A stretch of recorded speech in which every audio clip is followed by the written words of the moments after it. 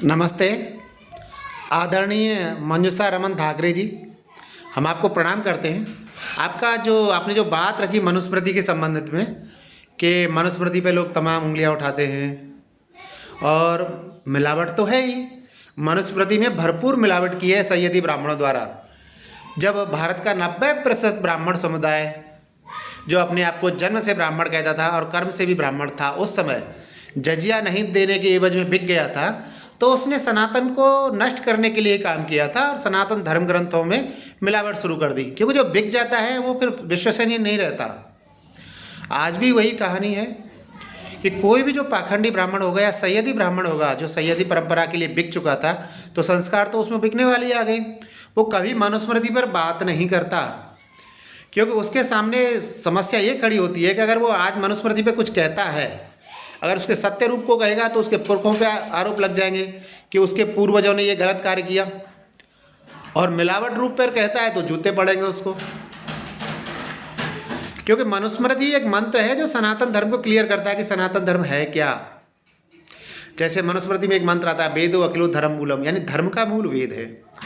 फिर मनुस्मृति में एक मंत्र आता है कि धर्म क्या है, तो ये मनुस्मृति है जो बताती है, धरती क्षमा तमो अस्ते शौच इंद्रिय निग्रह धीर विद्या सत्यम अक्रोधो दशकम धर्म लक्षणम, यानी धर्म के 10 लक्षण होते हैं और जिन्हें धारण किया जाता है वही धर्म होता है।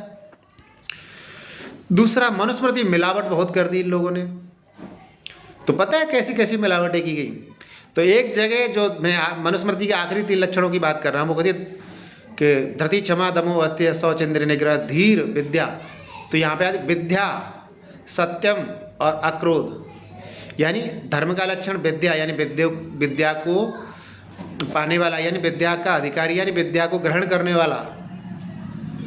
दूसरा सत्यम, सत्यवादी, सत्य बोलने वाला। और अक्रोधो, यानी क्रोध नहीं करने वाला, क्रोध पर नियंत्रण करने वाला। ये धर्म के 10 लक्षणों में से 3 लक्षण तो ये है। फिर यहाँ पर रोका गया कि वेद मंत्र शूद्र के कानों में नहीं जाने चाहिए, वेद मंत्र शूद्र के मुंह से उच्चारण नहीं होने चाहिए। तो ये वो काल है, कौन सा? ये रैदास जी का काल है, जब रैदास जी ने कहा था कि ब्राह्मण तो ज्ञान से होता है। ब्राह्मण कौन होता है? ज्ञान से होता है, ज्ञानवान होता है। भाई जन्म से किसी को ब्राह्मण मान रहे तो गलत है, और वो वास्तव में गलत है, क्योंकि मनुस्मृति स्पष्ट करती है जन्मना जायते ही शूद्र है, जन्म से सभी शूद्र होते हैं। जो द्विज होता है, जिसका दूसरा जन्म माना जाता है, वो ज्ञान को पा करके होता है। जिसका जैसा ज्ञान है, जिसका व्यापार आदि क्षेत्र में ज्ञान है, वो वैश्य हो गया। जिसका न्याय क्षेत्र में या रक्षा करने में ज्ञान है, वो क्षत्रिय हो गया। और जिसका शास्त्रों में ज्ञान देने में ज्ञान है, वो ब्राह्मण हो गया। तो क्या होता है कि मनुस्मृति एक ऐसा ग्रंथ है जिससे डबल की आसपास मिलावट की गई है।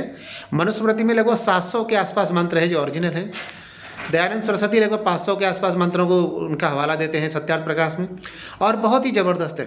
फिर इसमें डबल से ज़्यादा मिलावट की गई है, यानी 2 गुने से ज़्यादा मिलावट। और जो ग्रंथ 2 गुने मिलावट को झेल करके भी, और अपनी जो खास बात यह है कि वो अपनी महत्ता को आज भी साबित कर रहा है कि राजा का कर्तव्य क्या है, एक राजा को कैसा होना चाहिए, एक राजा का प्रजा के साथ व्यवहार कैसा होना चाहिए। हाँ, नहीं तो राजा पापी कब हो जाता है, ये मनुस्मृति बताती है। वो अलग बात है कि मनुस्मृति में मिलावट कर दी गई, लेकिन मनुस्मृति का मूल वाक्य कि वेदो अखिलो धर्म मूलम, धर्म का मूल वेद है। हाँ? और यजुर्वेद कहता है कि वेद किसके लिए? ब्राह्मण क्षत्रिय वैश्य शूद्र अति शूद्राय। यजुर्वेद तो ये कहता है कि वेद किसके लिए है, तो ये किसके भले के लिए है? ये ब्राह्मण क्षत्रिय वैश्य शूद्र और अति शूद्राय जिक्र आता है, यहाँ पे अति शूद्राय का जिक्र आता है, उन सब की भलाई के लिए है। फिर मनुस्मृति में लिख दिया जाता है कि वेद के मंत्र अगर शूद्रों के कानों में चले जाए तो कील ठोक देनी चाहिए, और वेद के मंत्र अगर शूद्र के मुंह या जिह्वा से उच्चारण हो तो जीभ काट देनी चाहिए। तो ये सब मिलावट है, और ये उन सैयदी ब्राह्मणों ने की है जो बिक गए थे, जो जजिया नहीं देने के एवज में बिके थे। और आप तो विद्वान हैं, मैं आपको बारंबार प्रणाम करता हूँ, सिसोदिया कुल में जन्मी हैं आप, विद्वान हैं, कि ऐसी सजाएं तो सनातन भारत में थी ही नहीं। जीव काटना, कानों में कील ठोक देना, हाँ मृत्युदंड था। हाथी के पैर से कुचलवा दिया जाना, सिर धड़ से अलग कर दिया जाना, जो ये गंदी सजाएं इसमें बोली गई हैं, तो वो तो थी नहीं। और दूसरा, ब्राह्मण, मनुस्मृति स्पष्ट करती है कि ब्राह्मण पतित होकर के शूद्र बन जाता है, और मनुस्मृति स्पष्ट करती है कि शूद्र उत्थान करके ब्राह्मण बन जाता है। जन्म का तो कोई मैटर ही नहीं इसमें। तो कोई भी जो सैयदी ब्राह्मण होगा इस विषय पे बात नहीं करेगा, मुंह छुपा के चला जाएगा। और रही बात इस पर शुद्ध ग्रंथ लिखने की, तो सनातन को जानना है तो 2-3 चीज़ें अवश्य जाननी पड़ेगी। आप में जो सनातन है, उसमें मिलावट बहुत है, लेकिन उस सभी को जानो। फिर बाबा साहेब अम्बेडकर के प्रश्नों को देखो, दयानंद सरस्वती जी की व्याख्याएं देखो, क्योंकि दयानंद सरस्वती जी जो कोई बात करते हैं वो अपनी बात नहीं करते, वो पुराने हमारे जो ग्रंथ हैं, आर्ष ग्रंथ हैं, उनमें से कम 8 प्रमाण देते हैं किसी बात को रखने के लिए। और जब प्रमाण देते हैं तो तभी बात प्रमाणिक होती है। तो बाबा साहेब अम्बेडकर के प्रश्न, लेकिन एक जगह बाबा साहेब अम्बेडकर कहते हैं कि सनातन धर्म के जो ग्रंथ हैं उनका जो अर्थ किए गए हैं तो बहुत से लोगों ने अनर्थ भी किए हैं। तो वो एक जगह कहते हैं कि ये सनातन धर्म ग्रंथों की व्याख्या है, या वो हिंदू धर्म ग्रंथ शब्द इस्तेमाल करते हैं शायद, तो आर्य समाज ने ही बुद्धिमत्ता पूर्ण की है, आर्य समाज ने ही बुद्धिमत्ता पूर्ण की है। ये लिखित हैं, उनके वचन हैं, लिखे हुए उनके द्वारा ही, उनकी लिखी पुस्तक में है, बाबा साहेब अम्बेडकर की में। और मैं आर्य समाज के हवाले से कह रहा हूँ कि आर्य समाज ने ही मनुस्मृति पर रिसर्च किया। शुरुआत में उन्होंने ये क्लियर कर दिया कि ये ग्रंथ इस ग्रंथ में कौन कौन से मंत्र मिलावटी हैं और कौन कौन से मंत्र राजर्षि मनु के हैं, राजर्षि जो है मनु के हैं। तो अब मिलावट कैसे हुई? आप जो काल है 712 में जो सैयदी परंपरा ब्राह्मणों में आई, सनातनियों में आई, तो जिन लोगों ने देश के साथ गद्दारी की थी वो जजिया, उन पर जजिया नहीं लगा, और जजिया नहीं देने के एवज में वो बिक गई। जैसे एक समुदाय है जो अपने आप को क्षत्रिय कहता है, मैं तो उनको नकली क्षत्रिय कहता हूँ, क्योंकि उन्होंने मुगलों और सल्तनतों के लिए काम किया और हिंदुओं को पराजित करने के लिए काम किया, अपने हिंदू भाइयों, सनातनी भाइयों पर अत्याचार किए, तो वो खुद को क्षत्रिय कहता है, इसलिए कि वो तलवारबाज है। तो तलवारबाज कभी क्षत्रिय नहीं होता। क्षत्रिय वो होता है जो ज्ञान से, जो ज्ञान में और शस्त्र में दोनों में तेज है, यानी युद्ध कला में निपुण है, यानी दंड देने में माहिर है, उसकी क्षमता है, और ज्ञान न्याय करने की क्षमता है। क्योंकि तलवारबाज है और उसमें न्याय का कोई गुण नहीं है तो वो अपने लोगों को ही मार डालेगा, वो कभी भी बिक जाएगा। तो क्षत्रिय कौन होता है? जो न्याय कर सके और रक्षा कर सके, उसी को क्षत्रिय कहा जाता है। और रही बात मनुस्मृति की, तो एक सुरेंद्र करके एक विद्वान है, सुरेंद्र जी हैं, उन्होंने इसका विशुद्ध मनुस्मृति भी लिखा। उसमें उन्होंने जो ओरिजिनल मंत्र हैं उसको स्पष्ट कर दिया कि ये अलग है और मिलावटी को उसमें लाए नहीं। फिर एक संपूर्ण मनुस्मृति लिखा जिसमें उन्होंने ओरिजिनल मंत्रों पर इशारा दिया कि ये मनुस्मृति ओरिजिनल है और ये मिलावटी है। और कुछ मंत्र ऐसे हैं जिन पे आप विषय में बोल भी सकते हो मिलावट है कि ओरिजिनल है, कहा नहीं जा सकता, लेकिन आज के समय वो मनुस्मृति उपलब्ध है। और रही बात उनकी, बाबा साहेब अम्बेडकर कहते हैं, तो सत्यार्थ प्रकाश नाम का एक ग्रंथ है, योगी जी इसको बहुत पढ़ते हैं।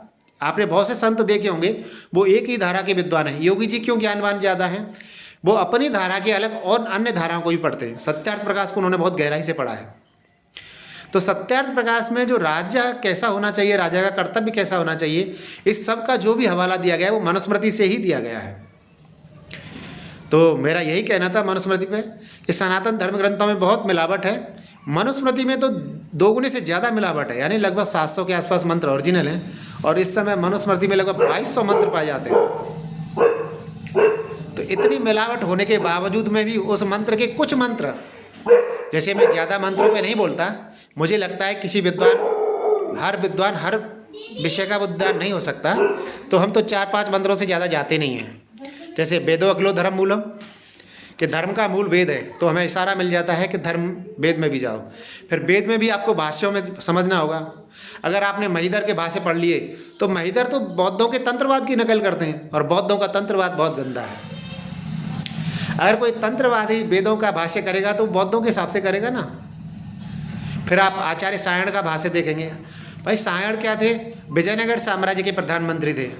उनके समय मजबूरी थी, उन्हें जैनों को साधना था, उन्हें बौद्धों को साधना था, उन्हें शैवों को साधना था, उन्हें शाक्तों को साधना था, उन्हें वैष्णवों को साधना था। तो उन्होंने जो ऋग्वेद का भाष्य किया, कहीं कहीं उन्होंने सबको साधने की कोशिश की, लेकिन वेदों का जो भाष्य करने का जो नियम है ना, वो कहा जाता है कि ऋषि ही भाष्य कर सकता है। अब ऋषि भाष्य क्यों करेगा? क्योंकि ऋषि का स्वार्थ होता है आम लोगों का हित या समस्त लोगों का हित, न कि अपना हित। इसलिए रोका जाता है कि जो ऋषि नहीं है उसे वेदों का भाष्य मान्य नहीं करना चाहिए, उसका भाष्य मान्य नहीं करना चाहिए, क्योंकि वो कहीं ना कहीं वेदों के भाष्य को अपने अनुकूल करने की कोशिश करेगा, चाहे अपने पद के अनुकूल, चाहे अपने मान्यता के अनुकूल, चाहे अपने धर्म के अनुकूल, या कोई भी चीज़ें हो सकती हैं, परिवार के अनुकूल। इसलिए वेदों का भाष्य सिर्फ ऋषियों को के द्वारा ही किया जाता है, वही मान्य होता है। अच्छा, नमस्ते जी, मैंने काफ़ी ज़्यादा लंबी बात कर दी। नमस्ते।